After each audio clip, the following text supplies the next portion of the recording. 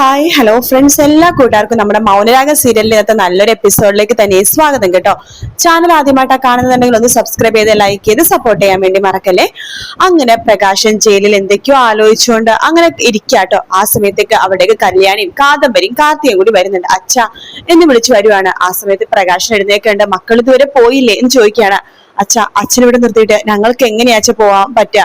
ഞങ്ങൾ പോവാൻ വേണ്ടി പോകാണ്. ഒന്നും കൂടി അച്ഛനെ കണ്ടിട്ട് പോകാൻ വിചാരിച്ചു. മക്കളെ, നിങ്ങൾ ഒന്നും കൊണ്ട് പേടിക്കണടാ. എനിക്ക് കുഴപ്പമൊന്നുമില്ല, ഞാൻ ഓക്കെയാണ്. ഇവിടുത്തെ CSR ഒക്കെ നല്ല രീതിയിലാണ് സംസാരിക്കണത്, നല്ല പെരുമാറ്റമാണ് എല്ലാ പോലീസുകാരുടെയും. എനിക്ക് ഒരു കുഴപ്പമില്ല എന്ന് പറയാണ്.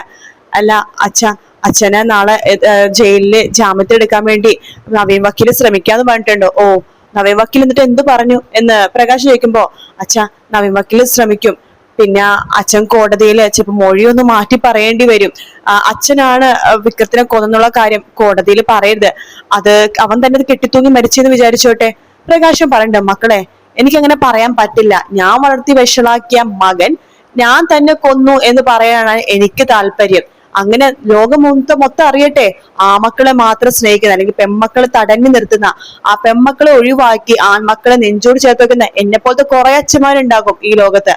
അവരാരെങ്കിലും ഇത് കേട്ട് മാറണമെങ്കിൽ മാറട്ടെ എന്ന് പറയാണ്. അതുകൊണ്ട് ഞാൻ ഈ ലോകത്തോട് വിളിച്ചു പറയാൻ ആഗ്രഹിക്കുന്നു, ഞാൻ തന്നെയാണ്, എന്റെ ഈ കൈകൾ കൊണ്ടാണ് അവനെ കൊന്നതെന്നുള്ള കാര്യം എന്നിങ്ങനെ പറഞ്ഞിട്ട് പ്രകാശിനെ സന്തോഷത്തോടെ ഇരിക്കുകയാണ്.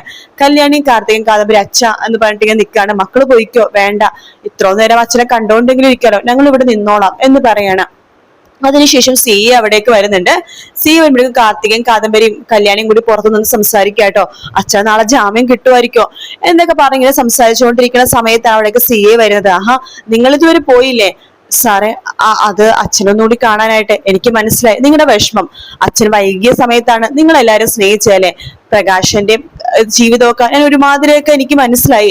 കല്യാണിനെയും കാർത്തികനുമാണ് ചെറുപ്പത്തിൽ ചെയ്തതൊക്കെ വെച്ച് ആലോചിക്കുമ്പോൾ എനിക്ക് വല്ലാത്തൊരു അത്ഭുതം തോന്നുക. നിങ്ങൾ എന്നിട്ട് ഇത്രയൊക്കെ ആയല്ലോ എന്ന് ആലോചിച്ചിട്ട്, പ്രത്യേകിച്ച് കല്യാണിന്റെ കാര്യം എന്ന് പറയാണ്. അപ്പൊ ആ സമയത്ത് അയാൾ നിങ്ങൾക്ക് വേണ്ടി ഇതൊക്കെ ചെയ്യണം മക്കളെ.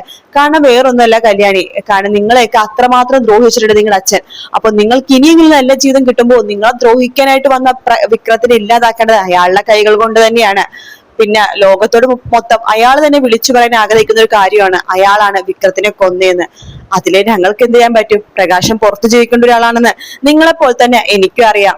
പ്രകാശിന്റെ തീരുമാനമാണ്. എന്തായാലും നിങ്ങൾ ഇവിടെ നിന്ന് പോയിക്കോ. നിങ്ങൾ ഇവിടെ നിന്നിട്ട് കാര്യമൊന്നുമില്ല. നാളെന്തായാലും കോടതിയിൽ ഹാജരാക്കാലോ. അപ്പോ വക്കീലിനോട് സംസാരിച്ചിട്ട് എന്താന്ന് ചെയ്യാം എന്ന് പറയാണ്.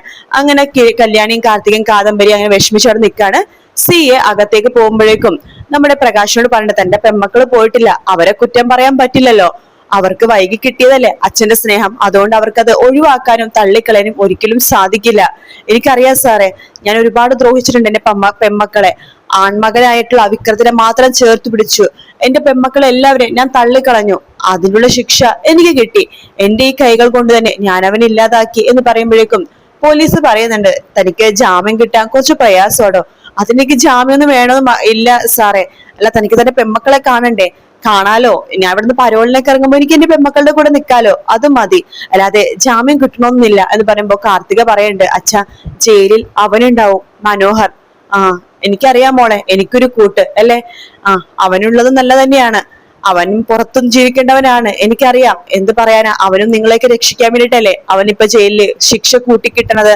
അതുപോലെ തന്നെ നിങ്ങളുടെ നല്ലതിന് വേണ്ടിയ മക്കളെ ഞാനും ഇത് ചെയ്തത്. എനിക്ക് വിഷമമൊന്നുമില്ലടാ, നിങ്ങൾ സന്തോഷത്തോടെ വീട്ടിലേക്ക് പോയിക്കോ. നാളെ കോടതിയിൽ വരുമ്പോ കാണാം എന്നൊക്കെ പറഞ്ഞിട്ട് പ്രകാശൻ പെൺമക്കളെ 3 പേരെയും വീട്ടിലേക്ക് പറഞ്ഞു വിടാട്ടോ. അതിനുശേഷം പിന്നീട് കാണിക്കണത് നമ്മുടെ സരിയോനെയാണ്.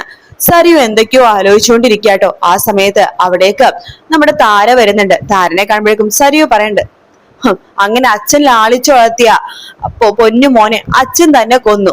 എന്നെ സഹായിക്കാൻ വേണ്ടിട്ടാ അവൻ കല്യാണിനെ ഇല്ലാതാക്കാൻ വേണ്ടി പുറപ്പെടാൻ വേണ്ടി പോയത്. അവസരം അവൻ മരിക്കേണ്ടി വന്നു. ഇനിയിപ്പോ ആരുടെ സഹായത്തിന് ഞാൻ നിൽക്കണില്ല. ഞാൻ തന്നെ കളത്തിലേക്ക് ഇറങ്ങാൻ വേണ്ടി പോകുവാണ്. ഞാൻ തന്നെ അവൾ ഇല്ലാതാക്കാൻ വേണ്ടി പോകുകയാണ്. കുറച്ചു ദിവസം കഴിയുമ്പോഴേക്കും അവള് കമ്പനി വന്നു തുടങ്ങും. ഏതെങ്കിലുമൊക്കെ ഒരു അവസരം എനിക്ക് കിട്ടും, അപ്പോൾ ഞാൻ അവളെ ഇല്ലാതാക്കും. കിരണിന് ഒരു സംശയം തോന്നരുത്, അത് മാത്രമേ ചെയ്യാനുള്ളൂ. കിരൺ ഒരു സംശയം തോന്നാതെ അവളെ മാത്രം കൊന്ന് ഇല്ലാതാക്കുക, അതാണ് എന്റെ ടാർഗറ്റ്. അവൾ ഇല്ലാതായാൽ മാത്രമേ എനിക്ക് എന്റെ കിരണിനെ കിട്ടുള്ളൂ എന്ന് പറയുമ്പോ താര ആക്ഷൻ വഴി പറയുന്നുണ്ട്, കിരണിനെ കല്യാണി ഇല്ലാതെ ജീവിക്കാൻ പറ്റില്ല, കല്യാണിനെ മാത്രമേ കിരൺ സ്നേഹിക്കുള്ളൂ എന്ന് താര ആക്ഷൻ വഴി പറയാണ്. കേട്ട് സരയു പറയുന്നുണ്ട്, ഒരിക്കലും അങ്ങനെയൊന്നുമല്ല.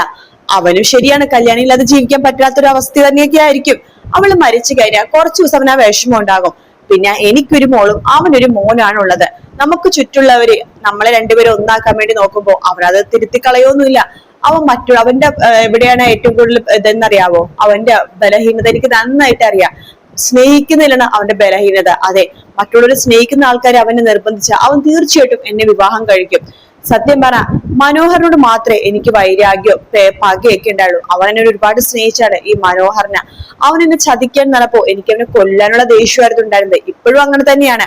പിന്നീട് ഞാൻ ആലോചിച്ചു, ഈ മനോഹരന്റെ ജീവിതത്തിൽ വരാനും എനിക്ക് ഇത്രയും ദുരന്തം ഉണ്ടാവാനും ഞാൻ മെന്റൽ ഹോസ്പിറ്റൽ വരെ കിടക്കാൻ കാരണക്കാരൻ മനോഹർ ആണെങ്കിൽ പോലും അതിന് പിന്നിലുള്ള ശരിക്കും യഥാർത്ഥ കാരണക്കാരി കല്യാണിയാണല്ലോ. കല്യാണി കിരണിന്റെ ജീവിതത്തിൽ വന്നില്ലായിരുന്നെങ്കിൽ എനിക്ക് എന്റെ കിരണിനെ കിട്ടിയാന്. അങ്ങനെയെങ്കിൽ ഈ മനോഹറും അതുപോലെ തന്നെ കല്യാണിയൊന്നും ഒരിക്കലും ഞങ്ങളുടെ ജീവിതത്തിൽ വരില്ലായിരുന്നു. അതുകൊണ്ട് തന്നെയാണ് എനിക്ക് കല്യാണിന്റെ ഇത്ര ദേഷ്യം. കല്യാണിനെ ഇല്ലാതാക്കാൻ വേണ്ടി അതുകൊണ്ട് തന്നെയാണ് ഞാൻ ശ്രമിക്കണത്. നോക്ക്, നിങ്ങൾക്ക് അവളോട് ഭയങ്കര സ്നേഹം എന്നൊക്കെ എനിക്കറിയാം. അതുകൊണ്ട് ഞാൻ പറയുന്ന ഈ കാര്യങ്ങൾ നിങ്ങൾ മെസ്സേജ് വഴി എങ്ങനെ അവളോട് പറഞ്ഞാല് എന്റെ മനസ്സിൽ ഇതൊന്നും നിൽക്കാത്തോണ്ടാ ഞാൻ നിങ്ങളോട് തുറന്നു പറഞ്ഞത്. അപ്പൊ നിങ്ങൾ അത് മനസ്സിൽ തന്നെ വെക്കണം. എന്റെ കൂടെ നിൽക്കുകയാണ് വേണ്ടത്, അല്ലാതെ കല്യാണിന്റെ കൂടെ നിൽക്കാനും അവൾ അനുകൂലിക്കാനാണ് നിന്നെങ്കിൽ പിന്നെ നിങ്ങൾക്ക് ഈ മോൾ ഉണ്ടാവില്ല. നിങ്ങൾ അത് ഓർത്തോ. എന്തായാലും കമ്പനിയിലേക്ക് തിരിച്ചു പോട്ടെ, അവളെ കൊല്ലാനുള്ള പ്ലാനിങ് ഒക്കെ ഞാൻ തന്നെ ചെയ്തോളാം എന്ന് സരയു പറയാണ്. ഇതൊക്കെ കേട്ട് താരക്ക് വല്ലാത്ത വിഷമമൊന്നും കേട്ടോ. പിന്നീട് കാണിക്കുന്നത് മനോഹറിനെയാണ്. മനോഹർ അങ്ങനെ ജയിലിൽ ഇങ്ങനെ ഇരിക്കണ ഇങ്ങനെ ഒരു പണി ചെയ്തുകൊണ്ടിരിക്കുകയായിരിക്കും. അതിനു മുമ്പ് പ്രകാശിനെ ജയിലിൽ കൊണ്ടുള്ള ഭാഗവും കാണിക്കണ്ടോ. പെമ്മക്കൾക്ക് ടാറ്റ കൊടുത്തിട്ടാണ് പ്രകാശൻ ജയിലിലേക്ക് പോകുന്നത്. 3 പെമ്മക്കളും കെട്ടിപ്പിടിച്ചിരുന്ന ആ സമയത്ത് കരയുന്നുമുണ്ട്. അതിനുശേഷമാണ് പ്രകാശൻ ജയിലിലേക്ക് എത്തുന്ന സമയത്ത് ജയിൽ വാർഡൻ മനോഹറിനോട് പറയണ്ട്, എടാ മനോഹറെ, നിനക്കൊരു കൂട്ട് കിട്ടിയിട്ടുണ്ടടാ എന്ന് പറഞ്ഞിട്ട് പ്രകാശിനെ കൂട്ടിക്കൊണ്ടുവരാണ്. പ്രകാശിനെ കാണുമ്പോൾ മനോഹർ ആകെ ഷോക്ക് ആവാണ്. മനോഹർ പ്രകാശിന്റെ അടുത്തേക്ക് വരുന്നുണ്ട്. അങ്കിളെ, കാര്യങ്ങളൊക്കെ ഞാൻ അറിഞ്ഞു. അങ്കിള് ചെയ്തത് നല്ല കാര്യം തന്നെയാണെന്നേ ഞാൻ പറയുള്ളൂ. അവൻ ജയിലിലുള്ള സമയത്തും അവൻ കല്യാണിനെയും കാർത്തികിനെയൊക്കെ കൊല്ലണോന്നും ഇവിടുന്ന് പുറത്തിറക്കാൻ അവരില്ലാതാക്കുമെന്നൊക്കെ തന്നെയാ പറഞ്ഞത്. ആ സമയത്ത് ഞാൻ പറയുകയും ചെയ്തു, നീ അവനെന്തെങ്കിലും ചെയ്തു കഴിഞ്ഞാൽ ഞാൻ നിന്നെ കൊല്ലുമെന്ന്.